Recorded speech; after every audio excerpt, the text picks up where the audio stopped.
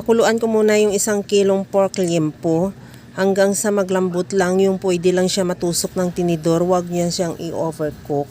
At lagyan ko ng asin at pamintang buo, maglagay din ako ng dahon ng laurel at cinnamon bark. Pagkatapos yan, takpan na lang natin hanggang sa maluto na siya o yung pwede na siya matusok ng tinidor. Huwag mo siya talagang i-overcook kasi mahirap na siya pag crispyhin mamaya pag sobra na ang lambot. Pagkatapos yan, tanggalin muna natin yan at ilagay sa strainer para makatulo yung excess na tubig at maglamig na rin.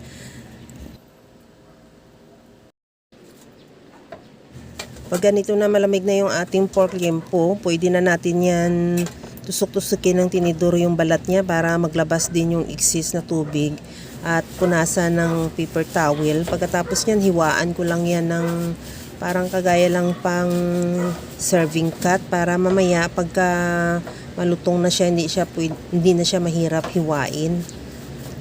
At pagkatapos niyan, prituhin ko na o nagpainit na rin ako ng mantika.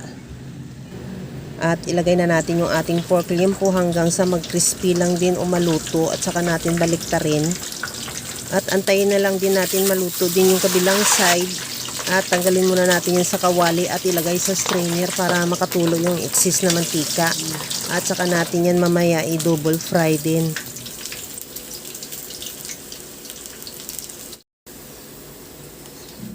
I-double fry natin ulit yung ating pork liempo para mas lalong crispy. Mga 5 minutes lang siguro, wag mo siyadong ipatagalan para hindi siya magpait o masunog. Habang pinapalamig natin yung ating lechon kawali, gagawa tayo ng cucumber salad. Sa bowl, naglagay ako ng pipino, kamatis at sibuyas at gawaan ko rin ng salad dressing. Naglagay ako ng suka sa bowl, paminta at asukal. Lagyan ko rin ng olive oil at maglagay din ako ng siling labuyo. Ihalo lang hanggang sa matunaw yung asukal at ibuhos ko na rin yan doon sa ating pipino. At ihalo lang at ready to serve na yung ating napakasarap na lechon kawali with pipino salad. Kaya mga kalasa, kung nagustuhan mo yung ating video, please like na lang at pakishare na rin sa inyong mga friends. At kung bago ka pa lang sa aking channel, subscribe na at i-click mo na rin ang bell button para sa mga notification.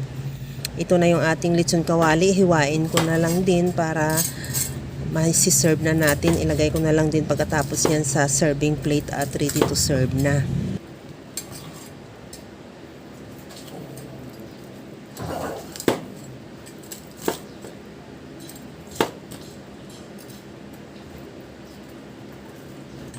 Okay na tong ating lechon kawali at cucumber salad, ready to serve na.